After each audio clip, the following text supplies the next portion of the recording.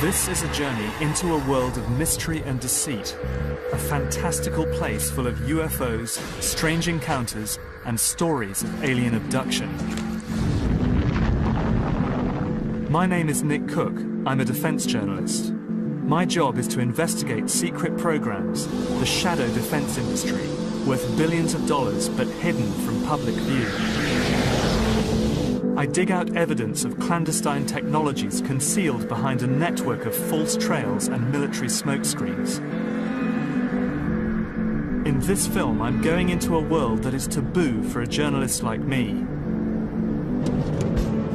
Now, more people than ever believe in UFOs.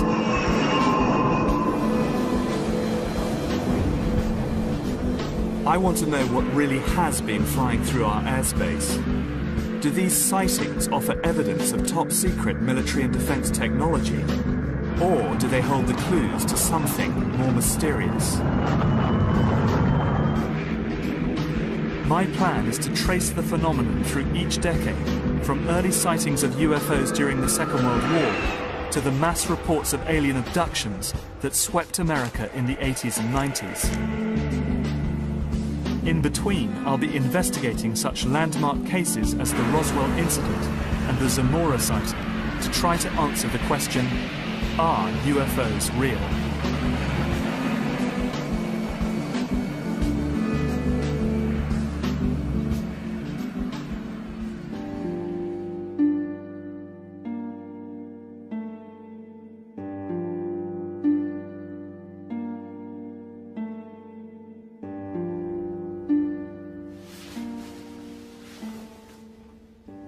People send me pictures like these every week, and most of them are pretty obvious hoaxes. But very occasionally, something genuinely intriguing arrives. Like this one, for example, a picture taken by a Canadian Air Force pilot on a military exercise. And what it shows is indeed quite startling. I've seen many pictures like this, all of them taken by aircrew, people who are trained to record data. UFOs are a taboo subject in the military, and very much for an aerospace journalist like me. Pilots who report them risk being grounded, or perhaps even referred to a psychiatrist for an assessment. So these pictures tend to arrive on my desk anonymously, and for good reason. But these pictures resonate with me because the matter of who you share airspace with when you're traveling at twice the speed of sound really is a matter of life and death. I've spent 20 years writing about leading-edge aerospace technology. I've probably interviewed thousands of pilots in that time. A handful of them are reporting UFO incidents that are genuinely mysterious. I want to know what it is, though, these men are really seeing.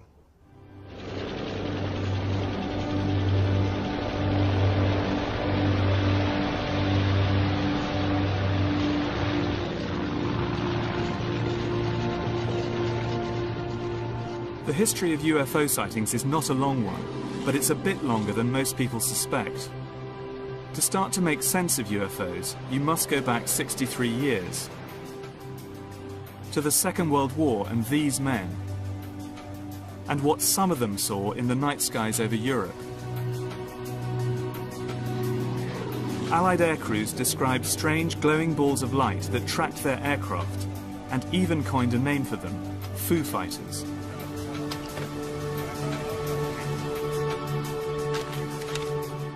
This is one of the first recorded reports of a UFO sighting. It's taken from the official RAF archives, and it is highly unusual. It recounts the story of one pilot officer called B.C. Lumsden, who saw something extremely unusual during a bombing raid over Germany on the 7th of December 1942.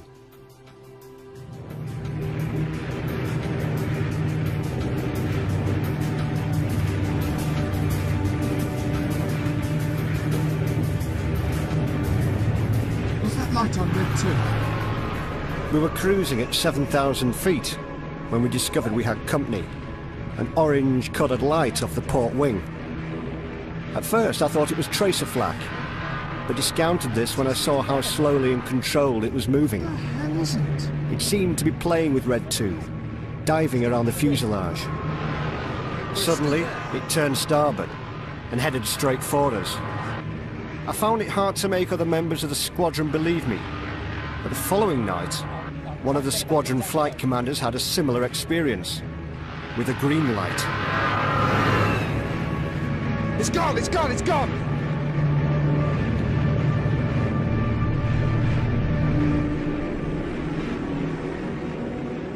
A handful of Foo Fighters sightings could be dismissed as pilot error, but there were hundreds, if not thousands. Could they really just be the hallucinations of tired or terrified men? I've decided to find out more about these strange balls of fire.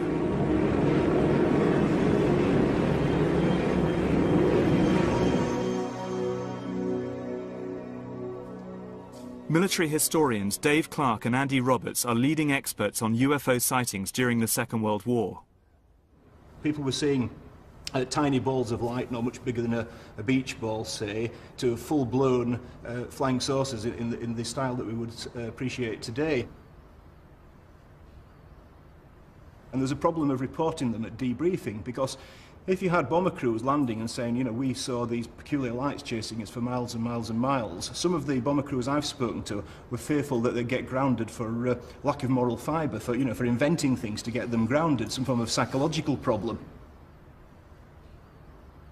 First, the RAF and the Air Ministry were extremely concerned because they thought perhaps it was some form of German secret weapon. And it is known that the Nazis did have some quite novel varieties of anti-aircraft, such as Scarecrow and things of that nature, which threw huge metal bars around in the sky, which people saw. And that was designed to unnerve people as much as to damage aeroplanes. These designs, lifted from secret engineering blueprints seized by the Allies at the end of the war, show just how radical the Nazis' aerospace programs were. And it was plans like these that were unsettling the Allied forces. Going through American files of the kind of technological plunder operation that they did on Germany after the war, they do describe technologies that could be pieced together to develop a kind of Foo Fighter type weapon. They were working on all these bizarre little things, but none of these things ever came to fruition. Had the war gone on much longer, or had the Germans won, then we may have seen these things develop in the same way that we saw the Americans develop space technology after the war. The evidence for Foo Fighters is intriguing, but I wonder whether there is anything more than the log reports by the pilots who described screaming dogfights with strange balls of light.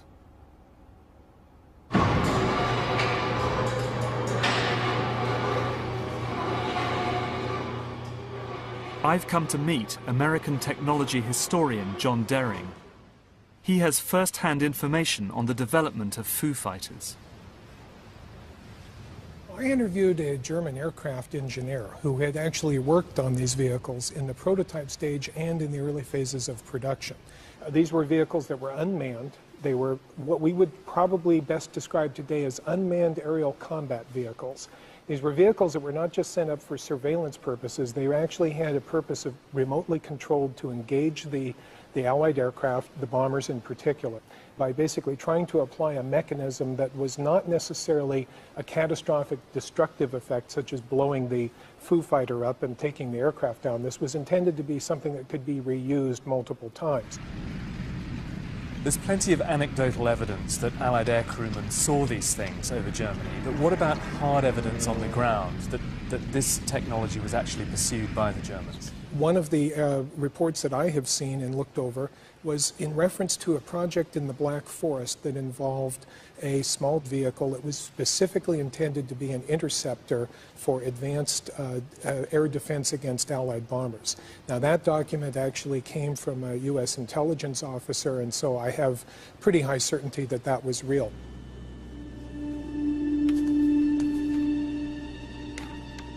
I want to follow up on John Dering's research.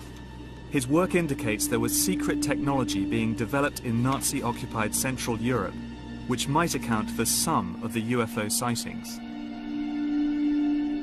These are the Sudeten Mountains on the Polish-Czech border. During World War II, this beautiful valley was home to some of the finest scientific minds of the Third Reich. It was here that the Nazis built one of their underground research facilities, the Wenceslas mine.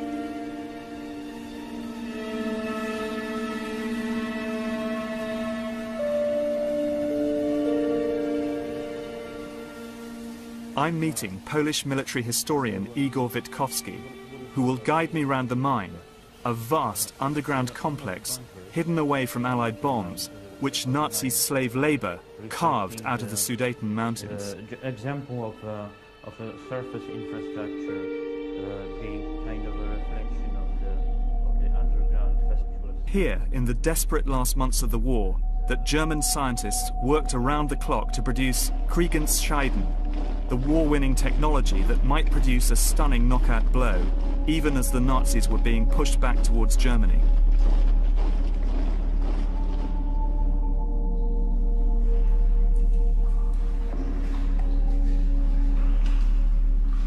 As Igor guided me through the flooded tunnels, the air became heavy and difficult to breathe. So in effect, we've come hundreds of meters through this complex, and we're now deep into the mountain. Not hundreds of meters, but several kilometers, in fact. This is several kilometers into the mountain. Yes. And this would have been a highly secure, impenetrable assembly site. Exactly, and the secrecy around this place was very exceptional, so that the Allies never found out about it. Almost nothing exists of the original mine. As the Nazis retreated in 1945, they sealed most of the tunnels, leaving the advanced technology, and some say the scientists who developed it, buried beneath impenetrable walls of rock. But the Allies did capture one man who knew all about this place, and he wasn't a token find. His name was SS General Jakob Sporenberg, and he was in charge of the technical program at the mine.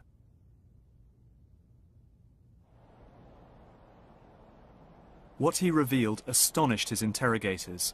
Indeed, I find it astonishing 60 years later. He spoke of a secret experiment attempting nothing less than to conquer gravity. He described a bell-shaped device that needed enormous amounts of electrical power. It was made of a hard, heavy metal and filled with a mercury-like substance that was violet in color and glowed when under test.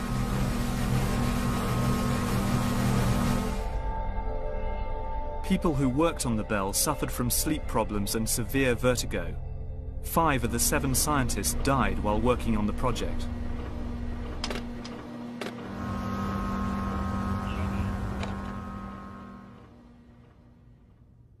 In a memo to Hitler, the scientists wrote, "It is in our opinion that the scientific results ascertained from our experiments with the bell are truly decisive for the war."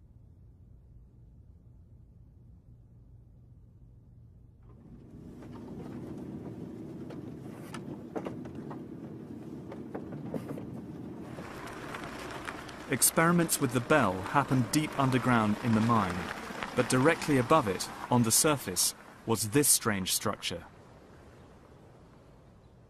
Called the flytrap, it first showed up on an Allied aerial reconnaissance photo in 1944.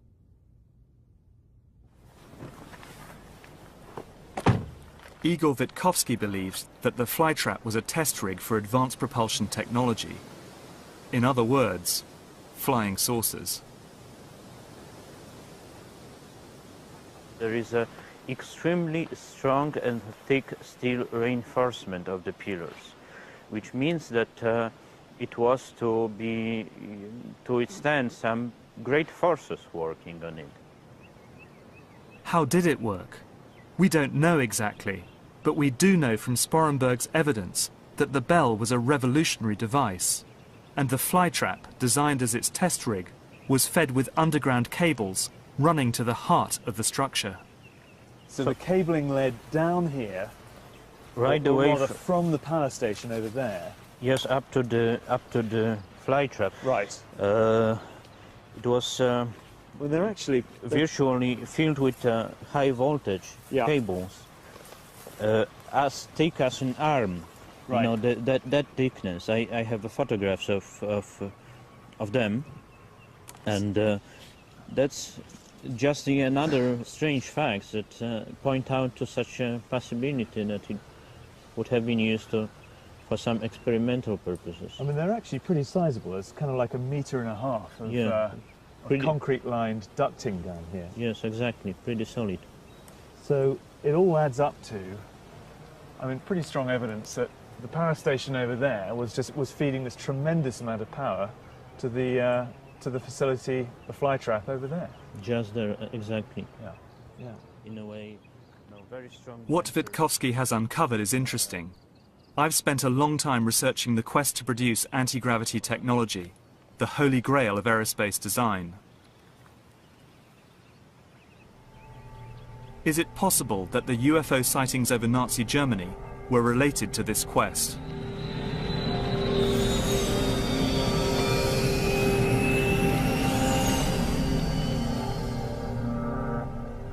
There is a sense here that the Germans were engaged in very highly classified work, and that possibly they were engaged in anti-gravity type programs. What I do know is that many of these bizarre projects like the Bell did not remain in German hands. At the end of the war, they were plundered secretly by the American High Command and taken to the States.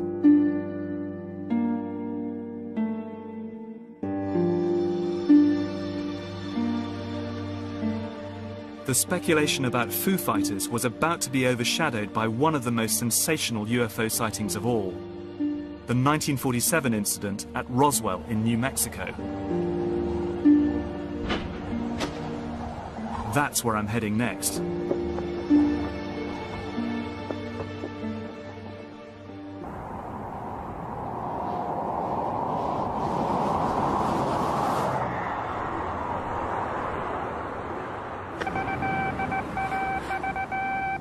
The 509th Atomic Bomb Group headquarters at Roswell, New Mexico, reports that it has received one of the discs which landed on a ranch outside Roswell. Colonel William Blanchard of the Roswell Air Base refuses to give details of what the flying disc looks like.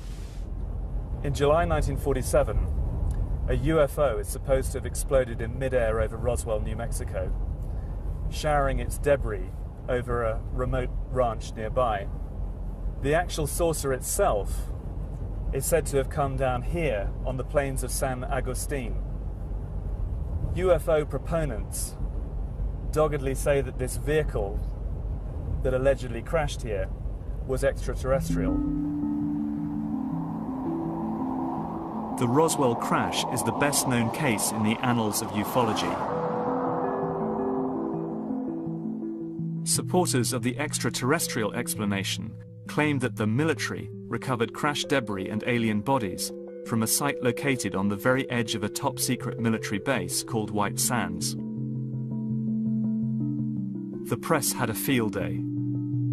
Reports of a crashed disc hit the headlines, and Roswell quickly became a national controversy.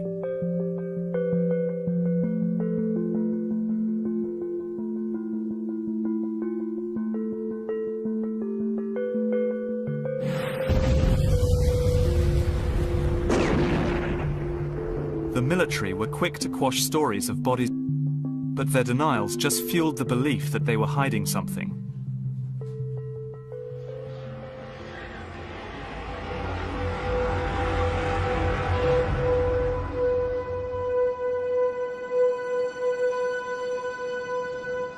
The rumors about Roswell refuse to die. I've come here to White Sands to find out the reason.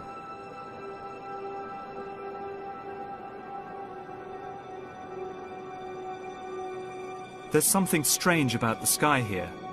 I'm over 5,000 feet above sea level, and the air is crystal clear.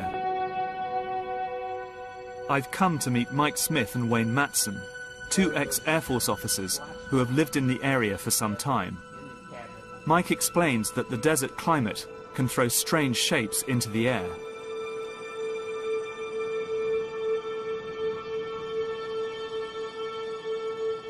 A lot of them are astronomical phenomena, and our desert atmosphere here provides practically an infinity of weather conditions which can really play tricks with the eyes. And I have seen things that were perfectly explainable that really looked like something totally extraordinary, but they were explainable.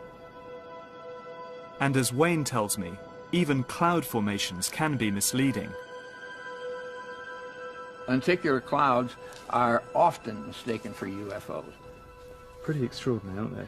Lenticular clouds the wind comes hitting the mountains, swoops up, and as it goes over the top, the clouds form. I have seen a half a dozen UFOs, lenticular clouds that were one, about a minute later, a second one, and so on. The cloud story may explain some of the unusual sights witnessed in this area, but it doesn't begin to account for the Roswell incident. Debris was recovered from the crash site, so there is physical evidence that something did come down on the plains of San Agustin. But the mystery surrounding Roswell comes from the fact that the US Air Force changed their version of events 3 times. I've discovered that one of those stories was linked to a covert military operation flying out of the Roswell area. Duke Gildenberg worked on a secret balloon program called Skyhook, designed to fly covert missions over the Soviet Union. The Skyhook balloon wasn't born until 1947, and therefore, when it first appeared and for the first 5-10 years, it was a new sight in the sky. Holloman Air Force Base, then Alamogordo Air Base, was the prime launch site for the United States Air Force, and it happens to be just upwind of Roswell, so when the balloons would climb out, even if they were going to go 1,000 miles the other way, the initial climb out would be in the direction of Roswell, close enough to see, even if they get right overhead.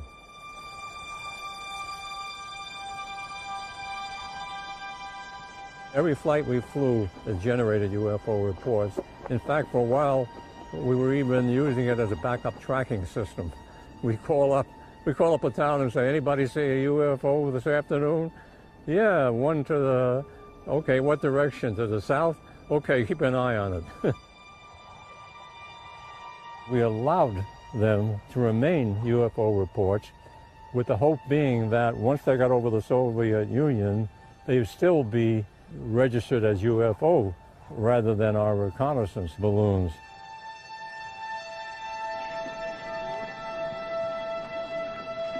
But in one incident, the UFO cover story broke down, leading to a famous US-Soviet standoff. Yeah, we faithfully promised President Eisenhower that we wouldn't get shot down, but we were, for a few, and we wound up with Khrushchev at the UN exhibiting on the table one of our payloads, perhaps with my initials on it, banging his shoe on the desk and protesting because we were overflying his country with cameras. Is Roswell explicable as a balloon crash? That is correct. I worked on the Pentagon report for months and months and months, and looking at all the testimony, it was really obvious that one was a balloon landing in '47. There was another one maybe a couple weeks later that wound up being described in the Telegraph to J. Edgar Hoover, and it described it as a balloon. As credible as Gildenberg's explanation sounds, I'm not convinced. I've come across a memo that suggests there was more to the incident than the Air Force was admitting. But the way Joe tells the story. In September 1947, just a few weeks after the Roswell crash, General Twining, head of the Air Materiel Command, issued a classified memo to a small group of his senior officers outlining his concern about the rash of flying saucer sightings that had been seen across America earlier that summer. In the memo, he states that the phenomenon is something real and not visionary or fictitious, that there were objects approximating the shape of a disk in the sky. He talks of operating characteristics such as extreme rates of climb and maneuverability. One of his conclusions, indeed, is that these disks might be the product of some high-security project not known to his command. The Twining memo shows the Air Force was taking the flying saucer sighting seriously. I'm going to interview someone who has high security clearance and who might throw light on what really crashed at Roswell.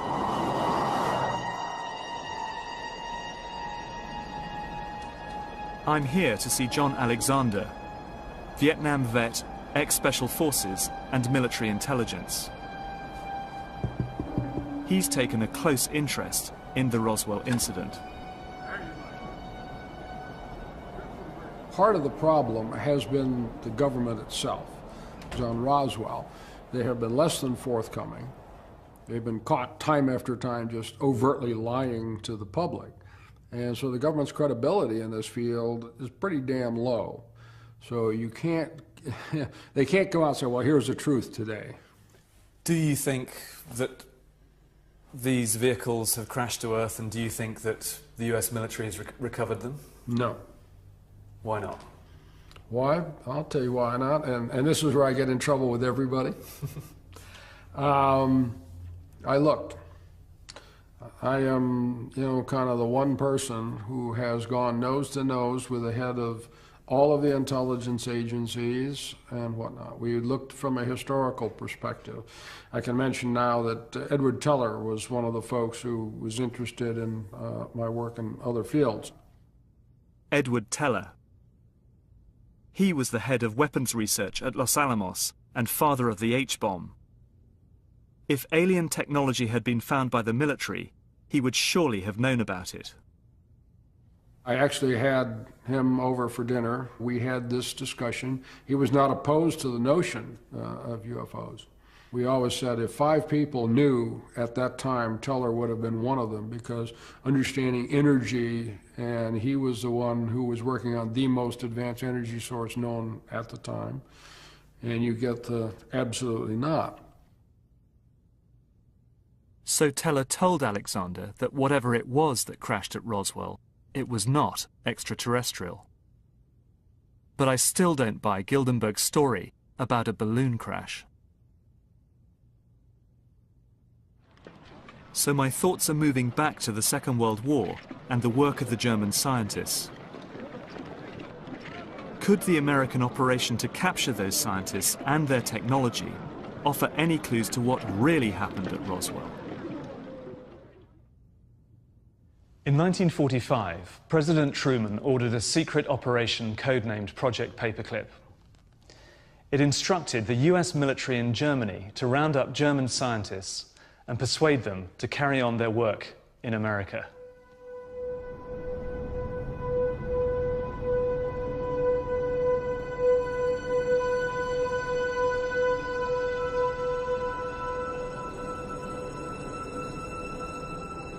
This is where most of the Paperclip scientists ended up. White Sands Missile Range, a top-secret base surrounded by a no-go zone the size of a small country. Probably well over 2,000 scientists were brought to this country. I have a listing, which I got from the Air Force History Office, of all the scientists that were brought to Wright Field. And nearly 200 top-of-the-line scientists were brought to Wright Field. The Germans were anywhere from 5 to 15 years ahead in certain areas. For instance, you think of the V-2A4 missile, not intercontinental at that time, but a first ballistic missile. That was a huge step at the time. I've visited this area many times, and its power and beauty never diminishes. It's a strange mix of primitive landscape and high-tech doomsday hardware, tucked into the southwest corner of America. One thing's for sure. The German scientists brought here after the war would have been totally cut off from the outside world. The thing that bothered most of them that I knew more than anything was the summertime, because we get temperatures often here of 42 and 43 Celsius in July, June and July. And that was absolutely so incredible to them, they couldn't believe it. It was a vast cry from being in Germany, because they're used to mountains and forests. Okay, we got the mountains, but we don't have the forests down here. We don't have the water that they have, and things are quite a desert. It was here that the German scientists created the beginnings of the American space program. And it is also here, in this highly secret territory, that the number of UFO sightings really started to take off. I was out stargazing, and I looked up, and I may have been for, at the most, 5 seconds. There was this large black triangle that just blacked out stars, and it was moving, just across. Making any noise? No sound whatsoever, total silence. I never heard any reports about it, nothing. And you have a massive database. These are just a few. Yeah. And what are these all these detail sightings of UFOs Yeah. in the White Sands, Alamogordo, New Mexico Right. region? I see they kind of range from the jocular to the Yeah. more serious. Anything I can get my hands on that I find. So after all of these years, all of this study, your own sightings, what are you forced to conclude, Wayne? I conclude that my government is lying to me. About what? About UFOs. The American government has changed its own version of the events at Roswell so many times that my instincts, as a defense journalist, are that we're all being fed a false trail. Perhaps the work of the German scientists could offer a completely new explanation for the Roswell incident. What evidence do you have that the Germans were working on flying saucer technology? There certainly was an interest in that type of a vehicle after the war. It presented the possibility of some maneuverability that would be greater than what they would have had with the conventional piston or jet engines of that time using a fixed wing. At the time of Roswell, the US Air Force was experimenting with radical new designs. Could this bizarre aircraft be based on this one? A design drawn from secret Nazi blueprints seized by the Americans after the war. Some of these may indeed have reached the point of being test flown. However, if they did not have a particularly remarkable advantage over other aircraft that were being pursued at that time, they may not have really gone much further than that. Perhaps the Roswell crash can be linked to the work of the German aircraft designers quartered at White Sands in 1947. I think it's very possible that what crashed was a secret prototype based on these radical designs.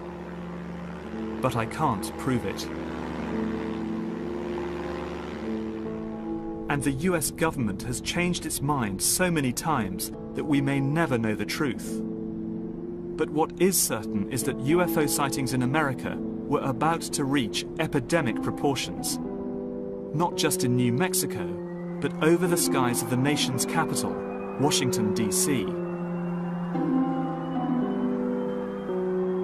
They caused such panic that President Truman was forced to speak about them publicly. In a few short years, UFOs had reached the highest office in the land. Oh, yes, we discussed it at every conference that we had with the military. There's always things like that going on. Flying saucers, and they've had other things, you know, if I'm not mistaken. Flying saucers have invaded our planet. Washington, London, Paris.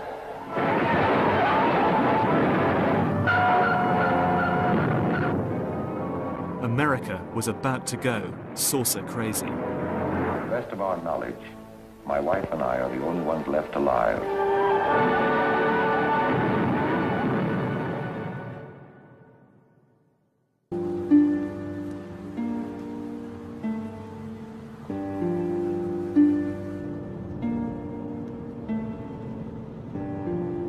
I'm in Washington to investigate the extraordinary escalation of UFO sightings that occurred in America during the 50s.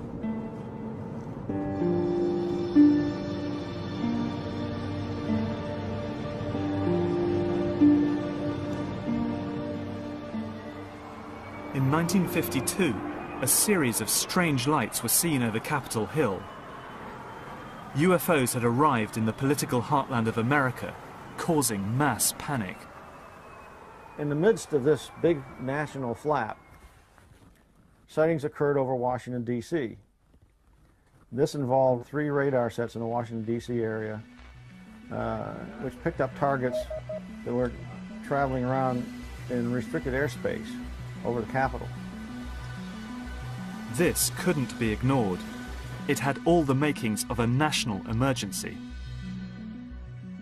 Whether it was alien visitors, or as many in the military suspected, advanced Soviet spy technology, the Air Force needed to act fast.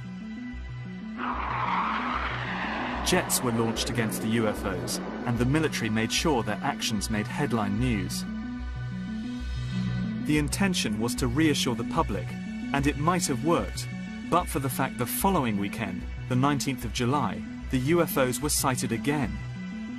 1,000 people called in reports, including staff from President Truman's office. The government had to be seen to act. This man, General Sanford of the United States Air Force, was given the job of reassuring the nation and explaining to people what they'd seen. In pursuit of this obligation, since 1947, we have received and analyzed between 1,000 and 2,000 reports that have come to us from all kinds of sources. Of this great mass of reports, we have been able adequately to explain the great bulk of them. So here he was saying specifically they're not a threat to the United States, the implication being the Air Force is doing its job, where there's no threat out there, in spite of the fact that the Air Force in internal documents had said, you know, well, they might be Soviet, and used that as a reason to investigate and so on. The Air Force's commitment to act on the UFO problem would result in one of the biggest military investigations in American history. The Air Force, which had secretly been investigating UFOs since 1947, were forced to set up an open inquiry. Called Project Blue Book, it promised to investigate each separate sighting report that was filed by the general public. In spite of Air Force intelligence claims there was nothing to worry about, the US Air Force was actually taking UFOs very seriously indeed. The man at the forefront of Blue Book's investigations was Dr. J. Allen Hynek. Hynek was employed by the Air Force. He interviewed thousands of witnesses and collated some of the public's most bizarre encounters. Have you ever seen a meteor with headlights? No, I've never seen a meteor with headlights. But one might see a meteor that looked like it had headlights. Well, however, I do not drink, and this had some kind of light on the back. All right, good, fine. Hynek was a skeptic. During the course of his investigations, he was able to attribute many of the sightings to natural phenomena. All of them saying that they saw it predominantly in an eastern direction. Now, if it had been extremely close to any one of them, it could not have been seen to the east by all the people. And observers west of Elgin, But Project Blue Book had severe limitations. No military sightings were included in its pages. Instead, they were immediately classified and buried deep in the files of the Pentagon. Much to Hynek's frustration, because reports by Air Force pilots, of which there were many, intrigued him very much. But now we can tell the story of one such sighting for the very first time. It involves the early reconnaissance missions by the United States over the Soviet Union.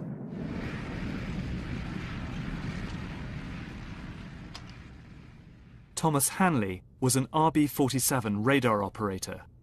one of the first Cold War spies in the sky. When you're flying, you are always aware of anything in your airspace. One particular night, the aircraft commander saw a bright light coming towards us. And all of a sudden, the light just went immediately to the other side of the aircraft. So we played cat and mouse with it, whatever it was, for an hour anyhow. But the ground was recording it, and they would lose it too on occasion. So there was something out there, something very strange. It was performing not like a normal aircraft would perform. It was just too fast and too maneuverable. I'm certain something different was out there, but I have no idea what it was. The problem for the US Air Force is that this man is entirely credible. He's one of the best they have, highly trained at surveillance and working with what was then state-of-the-art technology. These are the hardest cases the Air Force had to deal with. As far as Tom Hanley is concerned, his questions were never answered, and I have to admit, I'm at a loss to explain it myself. But in the meantime, the CIA was becoming very interested in the UFO phenomenon for their own purposes. The agency was responsible for surveillance of the Soviet Union, and they realized that UFOs might offer the perfect cover for their more clandestine activities. This is a memo written by Walter B. Smith, the head of the CIA at the time. And it's important because it shows that the CIA were happy to leave the US Air Force with the problem of analysing each UFO sighting. I suggest, Smith says, that we discuss at an early board meeting the possible offensive or defensive utilisation of these phenomena for psychological warfare purposes. This is a pretty stunning document. But when you read something like this, what you've got to keep in mind, first and foremost, is its context. The context, of course, was the Cold War and the struggle between America and the Soviet Union. But what really set the UFO story running for the CIA was the death in 1953 of this man, Joseph Stalin.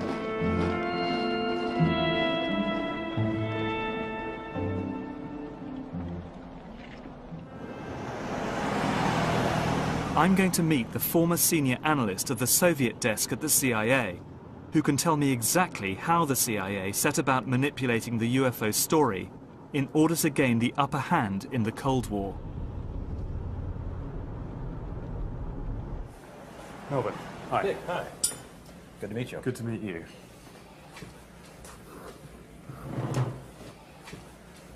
Eisenhower had only been in office for 2 months, and Stalin died rather suddenly. And Eisenhower called in some of his major people, not only policy people and political people, but intelligence people. And so he went around the table in terms of what do we know about the Soviet Union, what do we know about the contenders for power, what do we know about the direction the Soviet Union might take in its policy. And he asked people who were also there from the CIA. And not only was there no speculation on what it would be like in the Soviet Union, and would the Soviet Union be more or less threatening to the United States, there was no intelligence collection. And I really think it was out of that discussion and that event that the beginning of the ideas that led to the U-2, the ability to conduct surveillance of the Soviet Union from the air with a high-altitude spy plane, I think it began with the turning point of Stalin's death and no understanding of what it meant for the United States. This is the U-2. It's the direct result of American intelligence coming to terms with how little it really knew about post-Stalin Russia. We can't make sense of what happened next in ufology without getting to grips with this once highly secret machine. It triggered a wave of UFO sightings all across America. What was needed were certain cover stories. What do you do when people are spotting aircraft and then telling reporters that they've seen something very unusual flying out of an airbase in Nevada? And frankly, this was the origin of a lot of the sightings that took place in the mid-50s, 1954, 55, 56, of unidentified flying objects, the UFOs. So the CIA was involved in encouraging people to believe that, yes, they saw UFOs, and the CIA and the military tried to be very helpful to reporters to get these stories out, to divert the attention of the country, and particularly the people in this region, about what they had actually seen. We believe that UFOs are real, that they are from outer space, and that they are intelligently controlled. And then it went into a small cloud. Again, we spotted it as it came out of the cloud, and very shortly after that, it quickly disappeared. Traveled apparently on this side of the tower and went from The CIA's strategy of encouraging public belief in UFOs seemed to be working, and the U-2's development and deployment was hidden behind a smokescreen of disinformation. With a flying object of some sort that could hover, and such as I've never seen before. Right here is where this flying saucer, this UFO, landed. Right here, about where I'm standing. And it was a big, huge thing, and I wondered what the heck it was. And within 2 or 3 seconds, it was out of sight. That was in the southwest, and easy, you might think, to dismiss out of hand. But this isn't. Life magazine, a highly respected part of the American scene in the 1950s. Popular, but hard-headed journalism.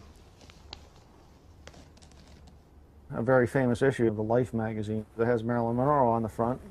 And if you can get your eyes off Marilyn Monroe and look in the upper right-hand corner, you see this, "Have we visitors from outer space?" or whatever the title was. The writers said, well, we have been to Wright-Patterson Air Force Base, where Project Blue Book was headquartered. We've looked through their sighting files. We've talked to the people who were in Project Blue Book and some Air Force generals and so on. And it appears that the Air Force is now treating this subject seriously. And their conclusion in the article was that, that we're right on the hairy edge of saying, yeah, there really are interplanetary visitors being involved here. That's what people are seeing. And the Air Force doesn't seem to be denying that. What the CIA has always done in these cases is to place false reports in the press. But you did have ways of supplying information to people you knew were Soviet assets or East European assets to send the Soviets looking in another direction.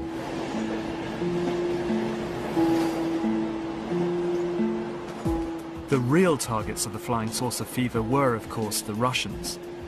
What did they make of the UFOs, I wonder?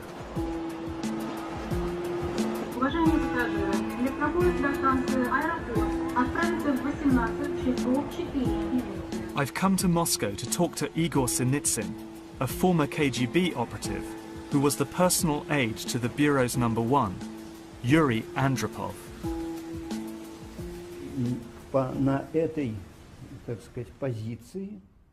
While in this position, I once had the chance to acquaint myself with a document regarding UFOs, which had been prepared by one of the military intelligence officers.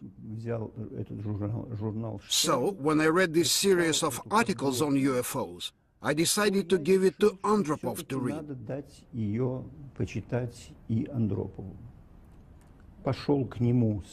Of course, I was somewhat nervous when I went to him with this article, because I thought that my boss would think that I was out of my mind. He read through the translation and began to study it very closely. Then, quite unexpectedly, Yuri Andropov opened his desk and took out a very thin file from the top drawer, gave it to me to read and said, "Only read it here and don't take it away." Much to Sinitsyn's surprise, the file contained highly classified UFO sightings occurring all over the Soviet Union.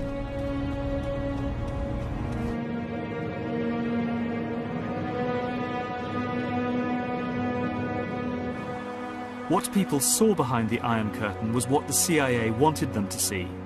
Not classified American technology, but something from outer space. But back in America, the UFO story was about to enter a new phase. A reliable witness reported a clear sighting of a UFO and its alien occupants. The first convincing close encounter of the third kind.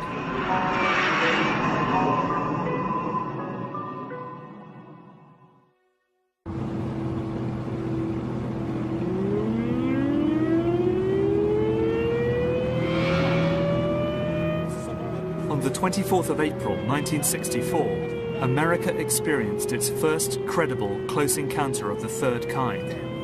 Officer Lonnie Zamora was driving along a quiet stretch of road skirting the edge of the White Sands Missile Range in New Mexico. What the hell was that? Suddenly, he caught a glimpse of something strange in the sky.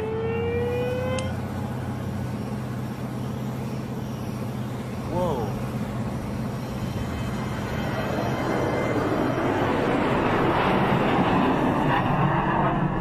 He left the road and set off for the desert, following the craft.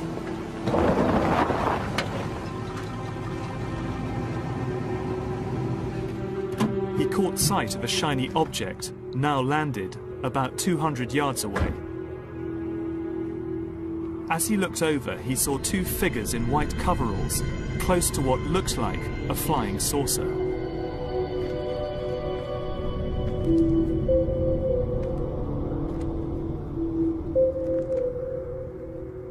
Suddenly, without warning, the craft took off and headed straight for him.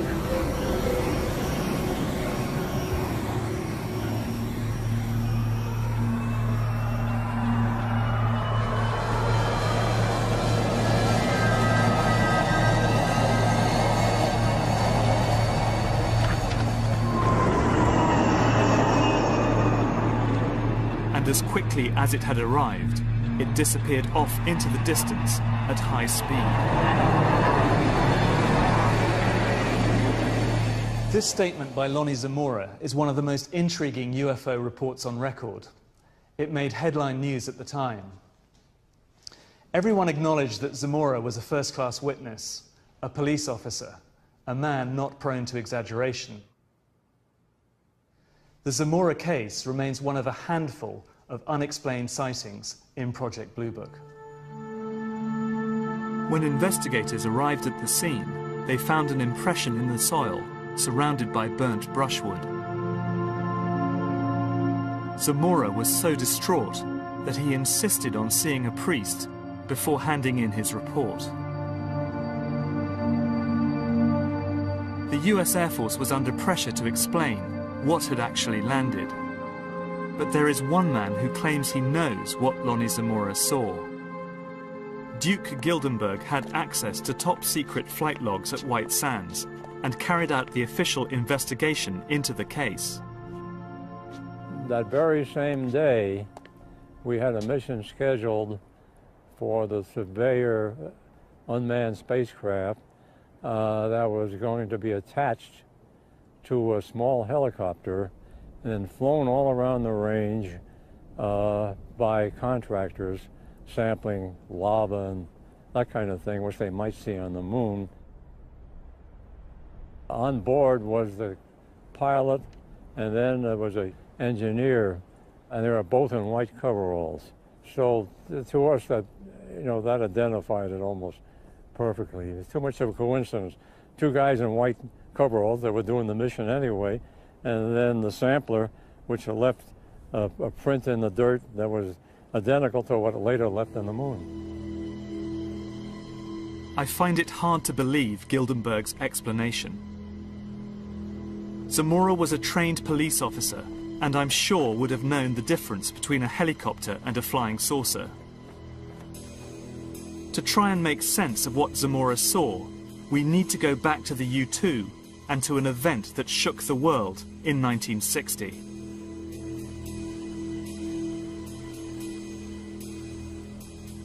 When U-2 pilot Gary Powers was shot down over the Soviet Union, Cold War tensions intensified.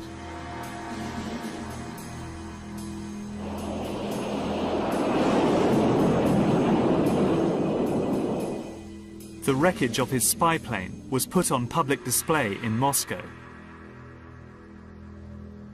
This was a huge propaganda coup for Khrushchev, and it signaled the end of the U-2's covert life. It was understood very early in the U-2 program that it wouldn't be able to fly safely over the most denied areas of the Soviet Union forever. Best it was given a few years. In fact, it flew operationally for just about 4 years, which was longer than anybody expected, before one of the aircraft was shot down.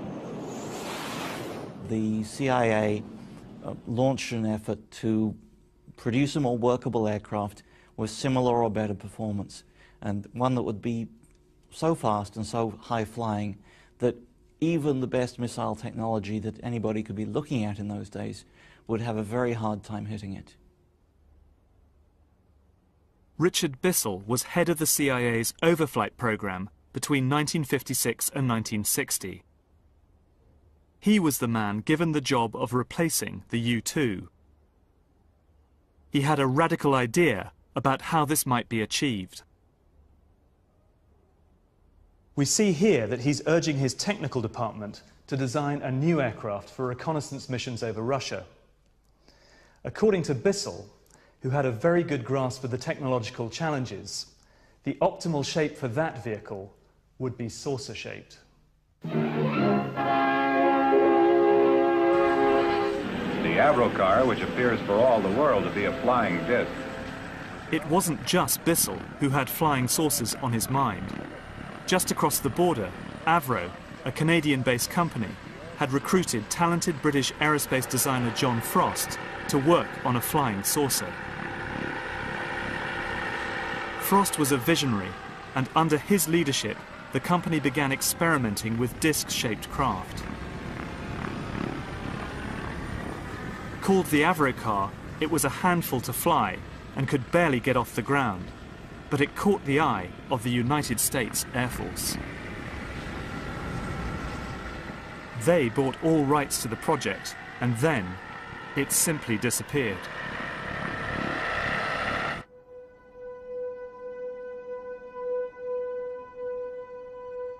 Nothing more was heard or seen of Avro's saucer designs for over 40 years. But flying discs did not die with the Avrocar.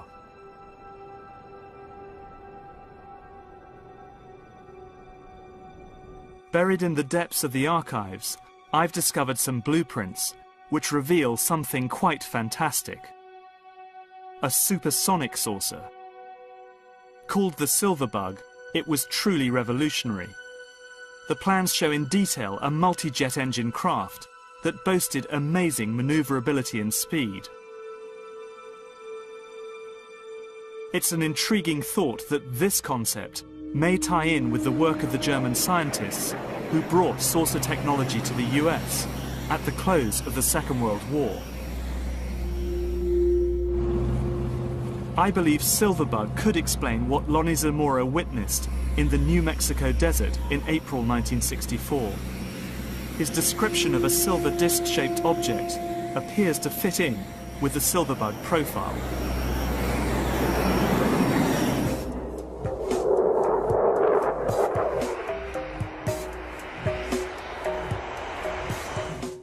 There's plenty of evidence that a host of other covert technologies were being developed by the Air Force during the 1960s.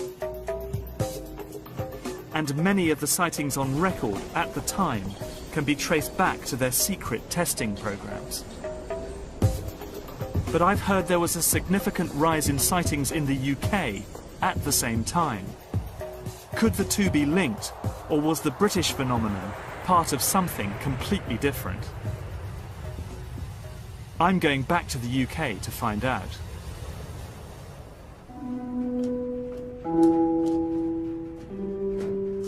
I've decided to hunt for any evidence that the British government were concerned about UFO sightings.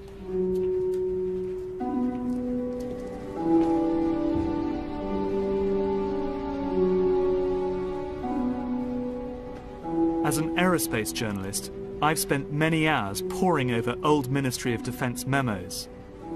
They are a revealing record of how past British governments reacted during times of high tension and paranoia over national security.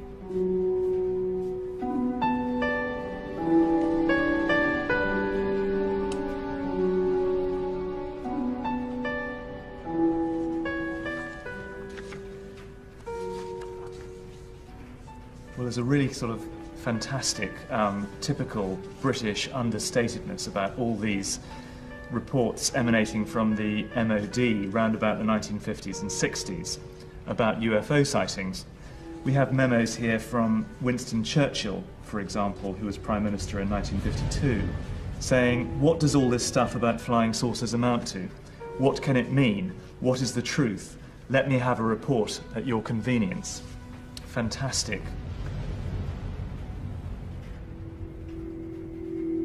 Lord Cherwell, head of the Air Ministry, drafted this reply to Churchill. It was typically dismissive. It explained UFO sightings as deliberate hoaxes, optical illusions, mistaken identification, or known astronomical phenomena. But Cherwell was not privy to US intelligence. He had no idea how the increase in UFO sightings in America could be linked with secret developments in defense technology.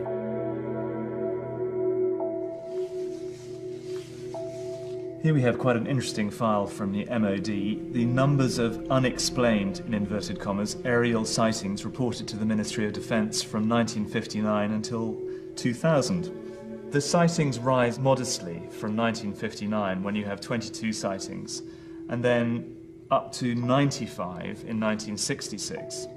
But in 1967, they really jump. They jump from almost 100 to 362 sightings, which is really quite significant and remarkable.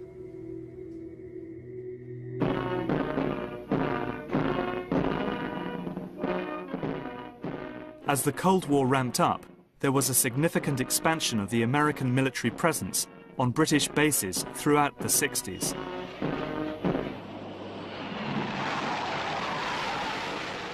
I think the height of those tensions, there was something in the order of 18 or 20 US bases on British soil, and you know the tension was ratcheting up, and there was many incidents where there were full air defence alerts, aircraft scrambled, and obviously until aircraft had been able to sort of identify what had been picked up on radar as Russians, they remained until that point UFOs effectively. But there were some very mysterious cases which appear to have baffled the MOD at the time. I'm thinking of the Robin Peck incident, for example. The case you're referring to happened on the Norfolk coast near Brancaster at a little village called Docking, and you've got the American bases at Sculthorpe and Lakenheath, not very far away. This case happened in the summer of 1969. A man called Robin Peck was returning home to this little village quite late at night, after midnight, and his light suddenly failed and his engine started misfiring.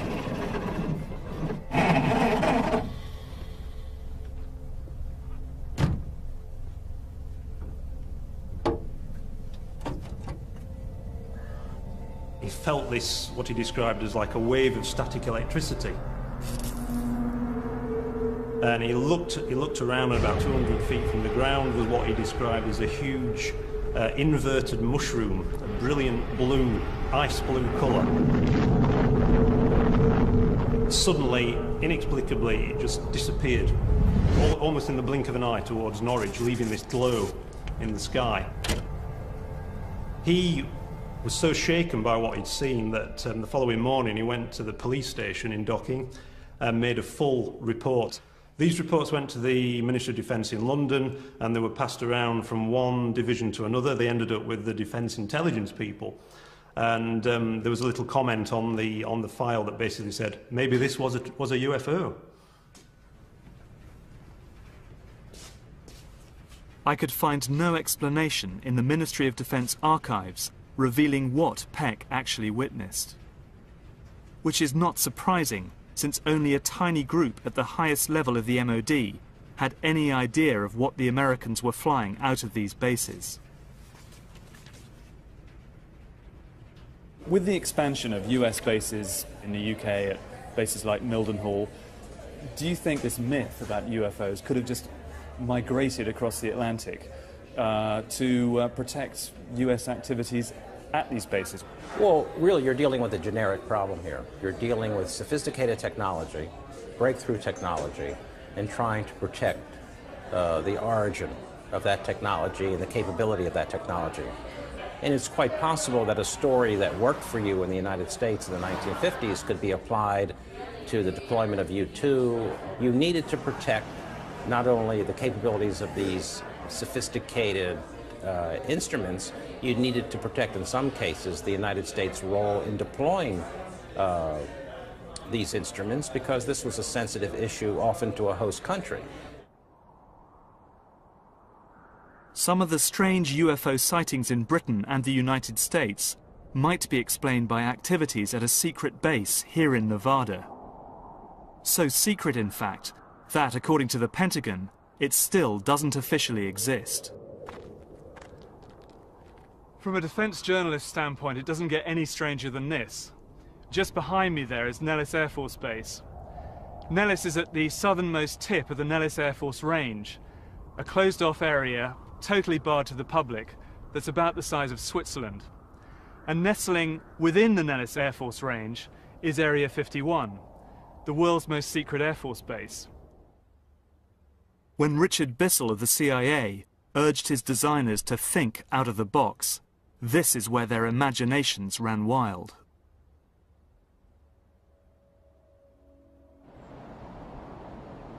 It's the testing ground for the US Air Force's most secret technology.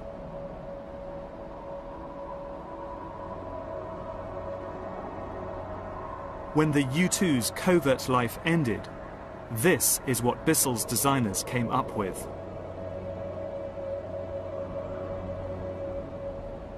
The Blackbird is the apex of aerospace technology. When the forerunner of this aircraft first flew, the CIA's A-12, in 1962, from Groom Lake, otherwise known as Area 51 in Nevada, its mission and the aircraft itself was super black. That is to say, it was a super classified aircraft. It's very easy to imagine how anyone catching a glimpse of this aircraft in 1962 might have mistaken it for a UFO. Everything about this aeroplane is strange. It's black, its shape is extraordinary, and its speed, of course, in excess of Mach 3, that's 3 times the speed of sound, would have made it one of the most extraordinary sights that anyone could have seen at that time. Blackbird missions were flown out of the UK at the height of the Cold War. The plane flew at over 100,000 feet at the very edge of space.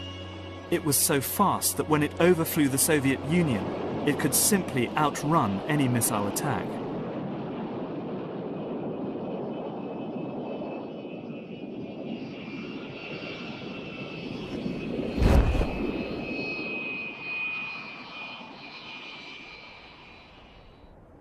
But it wasn't so much American spy planes that were worrying the Russians. There was something else in the skies that was causing them alarm.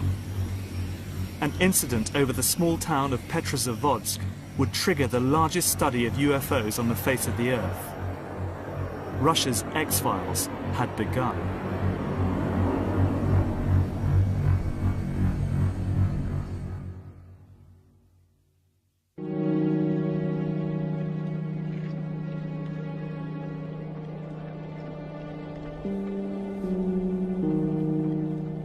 On September the 20th, 1977, high over the Russian town of Petrozavodsk, a group of soldiers were on routine maneuvers.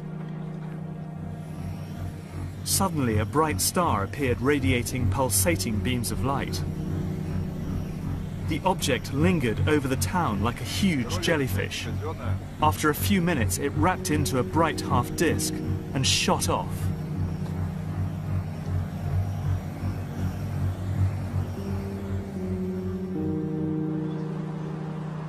News of the event reached the Kremlin. And Yuri Andropov, head of the KGB, gave an extraordinary order that the entire Soviet army should watch the skies for unidentified flying objects.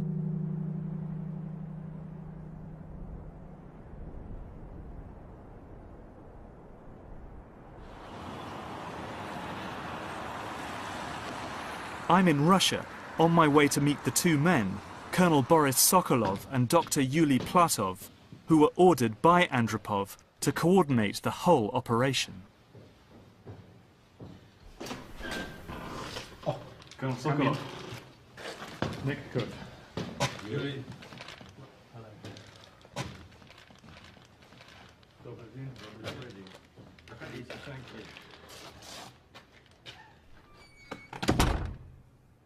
At that time, the army had a total of 7.5 million serving personnel, stationed across the whole of the Soviet Union, which comprised a sixth of the world land mass. The army controlled the monitoring of these abnormal events. In the beginning, these reports were numerous. Literally, every week there was someone who had seen a dish landing with somebody coming out of it. Even when a sighting was not considered sensitive, it was still stamped top secret.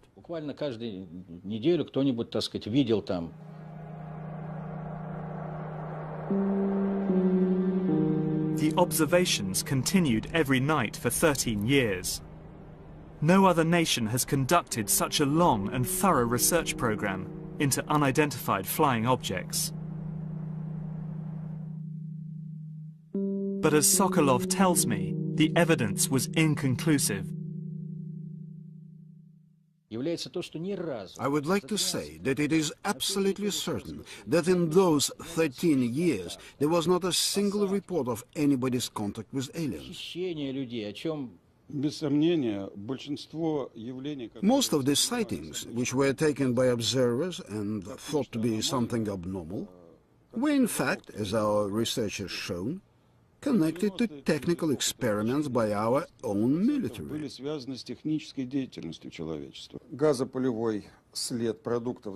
And as Dr. Platov explains, even the Petrozavodsk incident, which led to Andropov's UFO surveillance operation, was nothing more than a secret missile launch. That the strange lights and jellyfish-shaped object was in reality the burning rocket engine and its exhaust plume. But not every sighting could be so easily dismissed.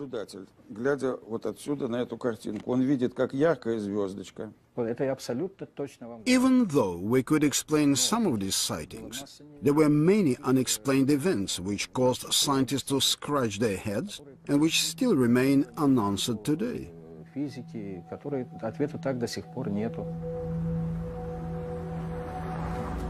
For some, these inexplicable sightings fueled concerns that the Americans were developing a radical piece of aerospace technology.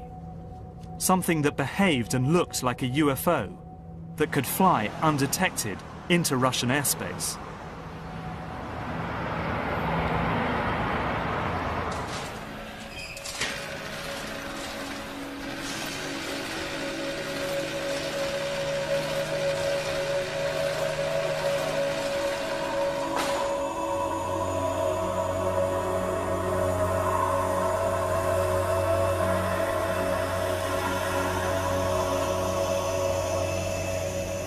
And the Russian fears were well-founded. This is stealth, a quantum leap in aerospace technology. The Americans had built an invisible plane. If you took one or two looks at that airplane and you saw how strange the shape was, it wouldn't take you very long to figure out that they were aiming at a very, very low level of radar cross-section. What was done with the first real stealth program was to produce something that had the radar signature of a small shotgun pellet, or perhaps maybe a small bird.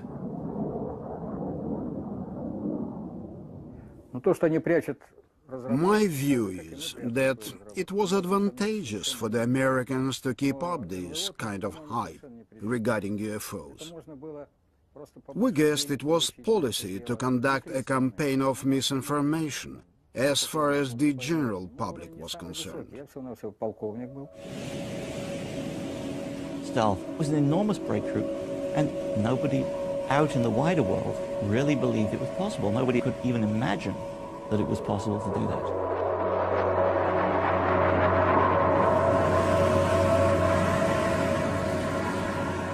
The Americans had won the technological race. By waging a campaign of disinformation on their own people with the UFO cover story, the CIA were able to hide the existence of stealth from Soviet surveillance for 10 years.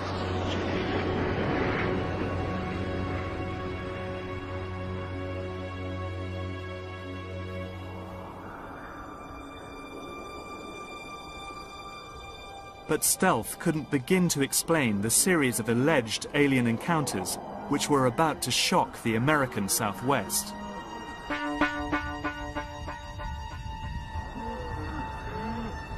The rectum had been partially removed.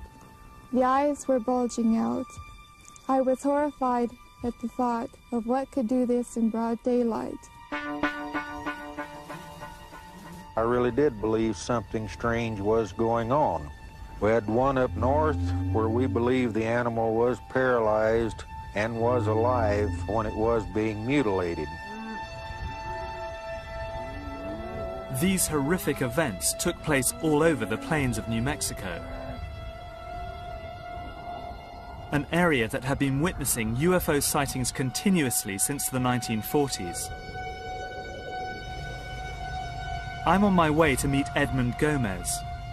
Gomez was a cattle rancher farming right next to the town of Los Alamos, famous for the development of the atomic bomb.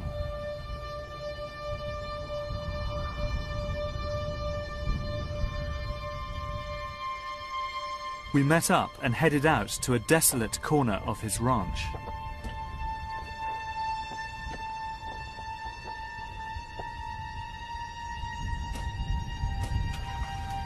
Where are we going? Where are you taking me to?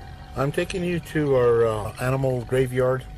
Normally we would bury carcasses that would die from disease or from natural causes, but during the cattle mutilations that we had, we never buried any of the animals, so in case we ever needed any body parts, you know, in the future, especially the bones. The mutilations themselves took place over quite a time period, didn't they? Yes, they on our ranches from 1976 through 1982, approximately. When you found a mutilated cow, typically what kind of wounds would you find on the animal? The rectum had been cored out, the lower lip had been removed, and the reproductive tract also had been removed. The organs that were removed precisely without spilling of any blood, and it was very, very neatly done. Many of the ranchers believed the cattle mutilations were the result of UFOs, that aliens were dissecting the animals for experimentation. Usually when you find an animal that dies of a disease or natural causes, the scavengers will attack the animal and attack the fleshy parts that they can, you know, that are easy to tear into. And this was not torn flesh. But for Gomez, there were other clues. We saw this light kind of flying over our pastures, and all of a sudden it kind of just came to a standstill. It looked like it was saucer-shaped, but had two decks, and had two sets of lights on it, flashing one on top and one down towards the bottom. You know, when you look at them, you know, you think, well, gosh, that looks like the typical flying saucer. When all of a sudden, the lights inside the cockpit of this vehicle went on, and when the lights went on, I could see the props of a chopper. And as Gomez tells me, he has his own theories about the fate of the targeted animals. They would put ropes or chains around the legs of the animal and lift them up and haul them off somewhere. Do their thing, come back, bring them back, and not lay them down, but drop them. Because we found several animals that had broken legs, broken backs, broken hips, and so forth. And why dump the cow, leave the carcass here? We felt that that whoever was doing this did it and brought it back and said, we're doing this and there's nothing you can do about it. There were a lot of consistencies with the way that they were harvesting these animals. For Edmund Gomez, there are many unanswered questions. He wants the cattle mutilations, which put him and his family out of the ranching business, re-investigated to bring closure to the whole bizarre and sinister affair.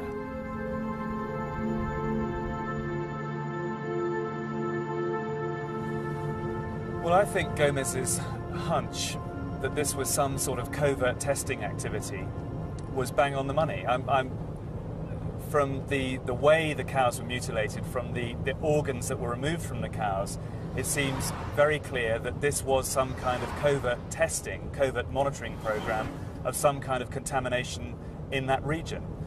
It also seems very clear that someone is trying to put in some kind of linkage between this mutilation activity and UFOs, trying to dress helicopters up, for instance, to make them look like UFOs in an area where people are very superstitious, very fearful of things they don't understand.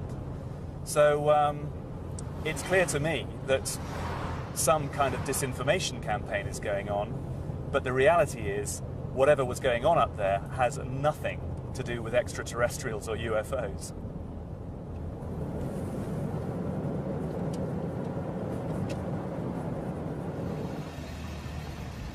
In the alien encounters I have examined so far, military and defense technologies seem to be at the heart of what's going on.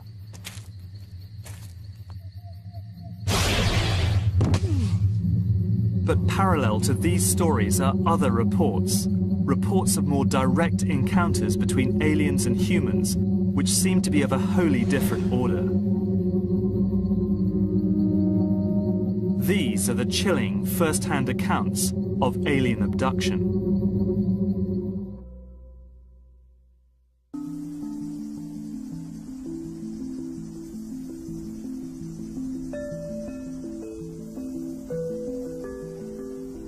The most challenging aspect of the UFO phenomenon is alien abduction. Throughout the 80s and 90s, stories of abduction swept across the US. Over 2 million Americans claim to have been taken by aliens. These stories followed a pattern. Typically, abductees claimed they had been taken in their sleep to an alien craft, where they were subjected to invasive surgery. Samples were taken. Probes were implanted. Some victims reported they had been abducted not just once, but many times.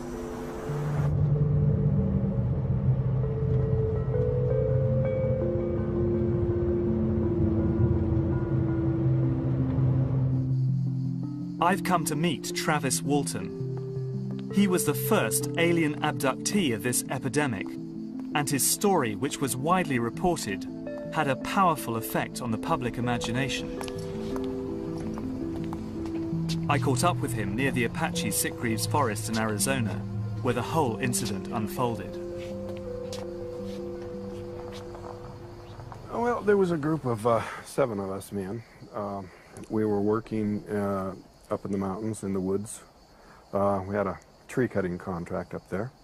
And we just finished a long, hard day's work, and we were headed home. We'd worked late that night, so it was starting to get dark.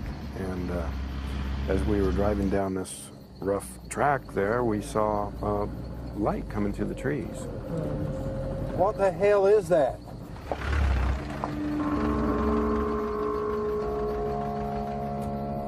Travis, man, what the hell are you doing? Come back! Travis! Back then, you know, I was a kind of a wild sort of a guy. You know, I was showing off, you know. It was stupid. The closer I got to, you know, and it wasn't going anywhere, and I was, you know, thinking about how foolish it was for me to be doing this, but I was kind of showing off for the crew a little bit, and they were getting pretty excited and yelling at me to get back in the truck.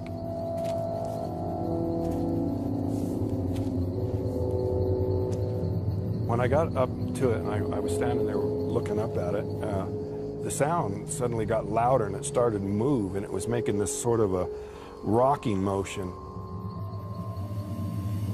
And right at that instant, something hit me.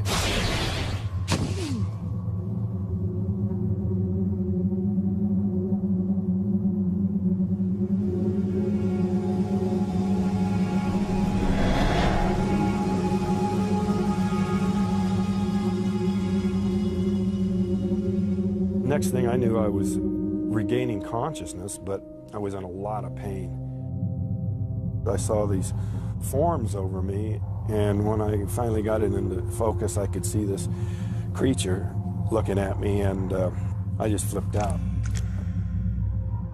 I looked around, there was 3 of them. The one that was closest to me, I tried to hit him. I could hardly move, and my arm felt real heavy, and I was weak. Somehow got the strength to get off of the table.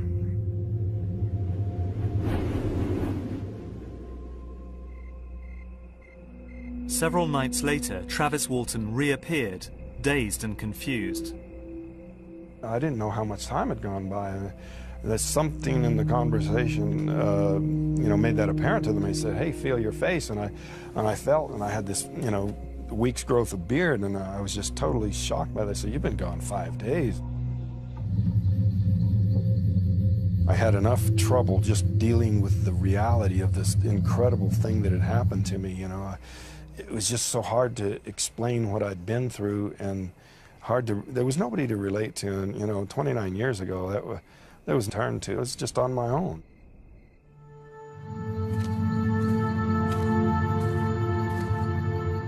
Travis's story seems incredible, but it's only one of many such tales.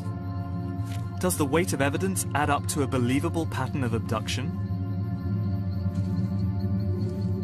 In order to understand the nature of the contact experience in the 1980s, we need to look at the first reported cases back in the 1950s. They come here to commune with outer space. Start the message now, group. Here we go. We are your friends. We are your friends. Please contact us.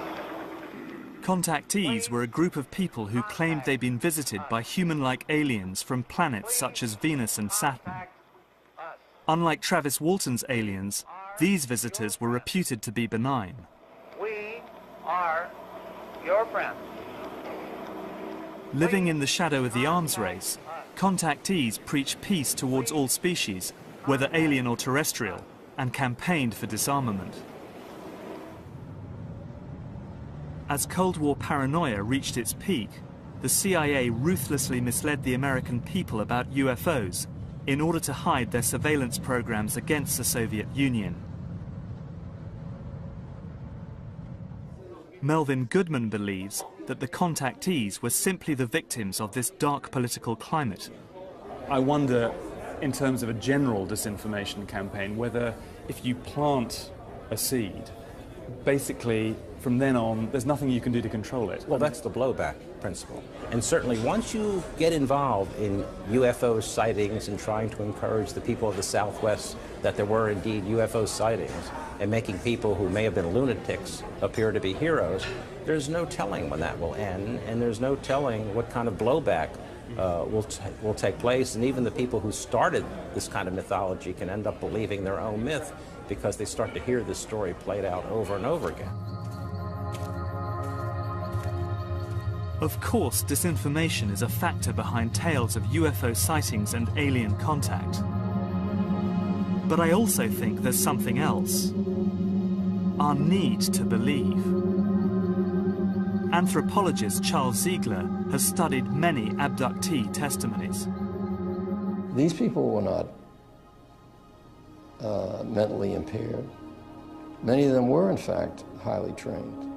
They believed these things. It gave them the same kind of satisfaction that religion gives other people. The notion that we're not alone, that there is some entity that's looking after us, that there's a better place waiting for us when we die. The chief skeptic of all, Dr. J. Allen Hynek, who investigated UFOs for the US military, also became a believer. It was Hynek's interviews and expertise that formed the basis of the 1977 film, Close Encounters, directed by Steven Spielberg. I think that we're all interested in having in the re-enchantment of the universe. We want to feel that there are transcendent things out there that we're not aware of and that bode good for the human race somehow. I think this is just a natural human feeling.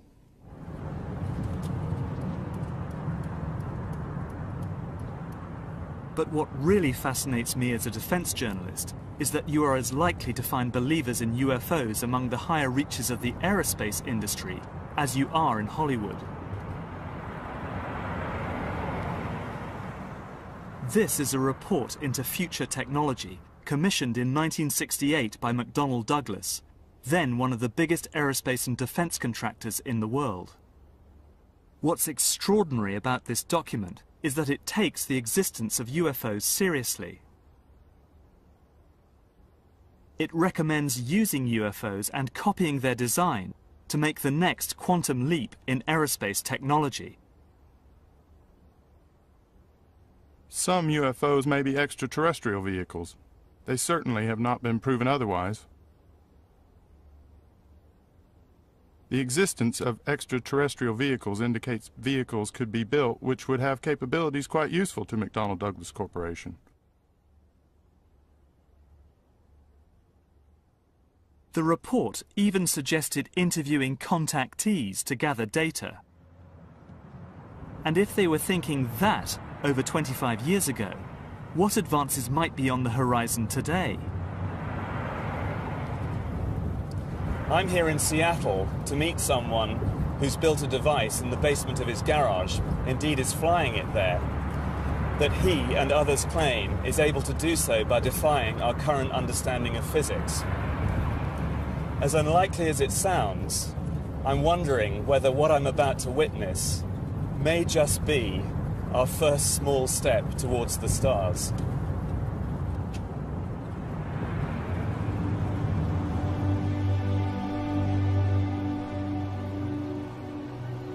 This strange device is made of balsa wood and glue and covered in a layer of aluminium foil.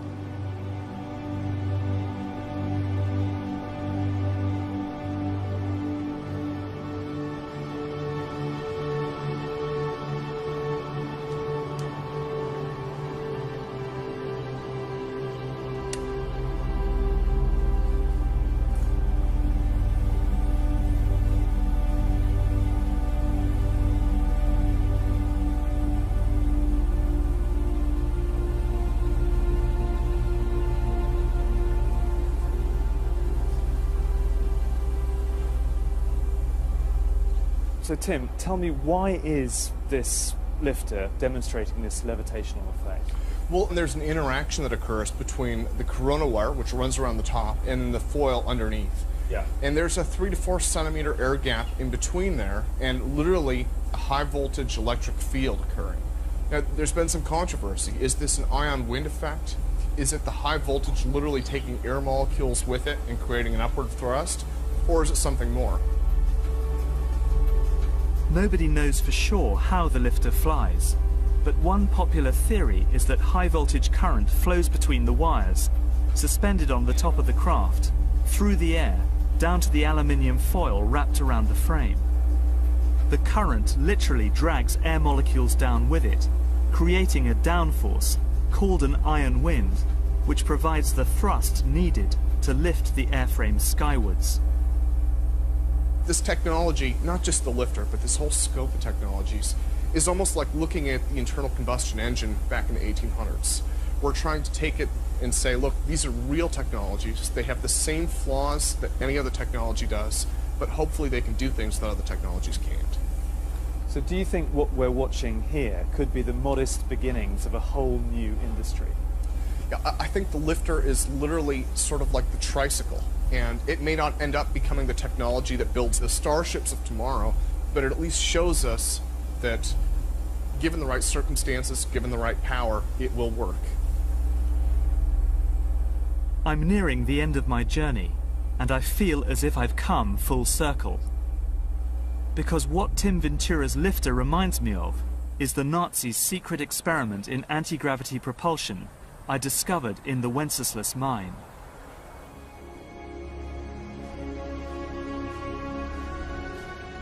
So what's the truth about UFOs?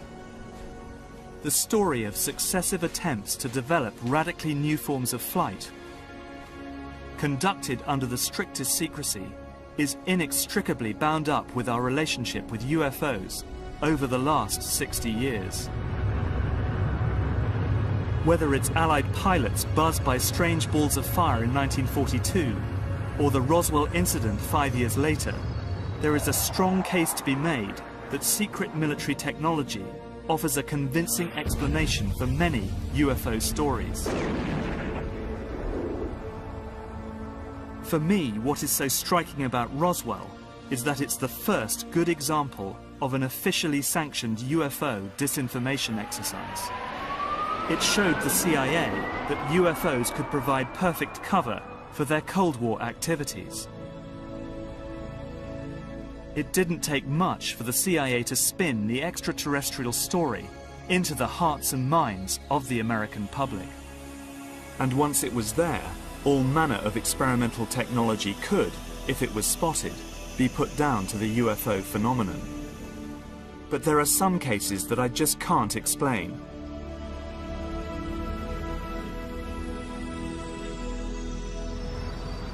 The sightings of UFO Hill in 1952 are still baffling. And Tom Hanley's aerial encounter remains as testimony to the possibility we are not alone. What is certain is that real-world UFOs, the man-made ones, continue to develop.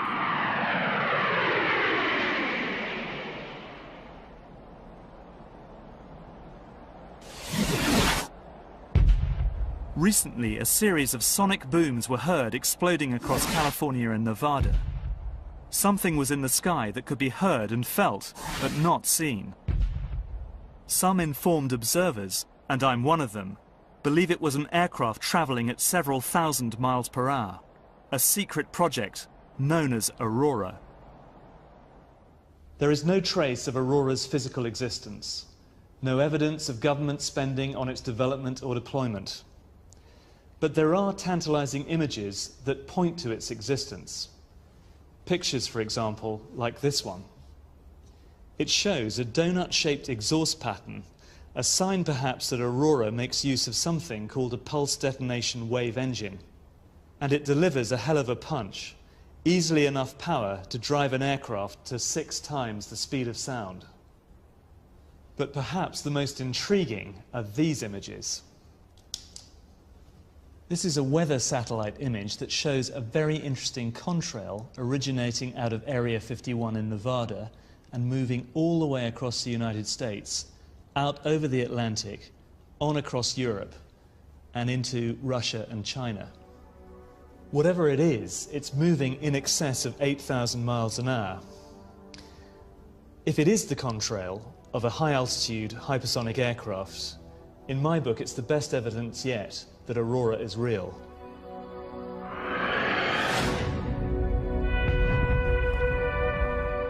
And Aurora's flights will probably give birth to a new wave of UFO sightings.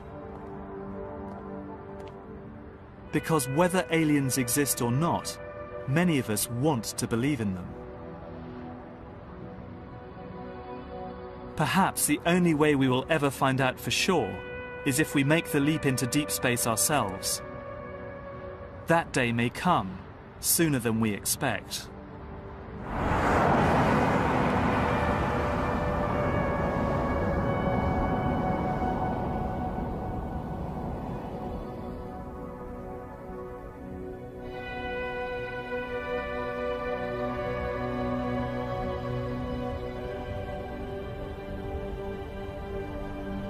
If UFOs and alien abductions fascinate you and you'd like to find out more, visit channel4.com/science.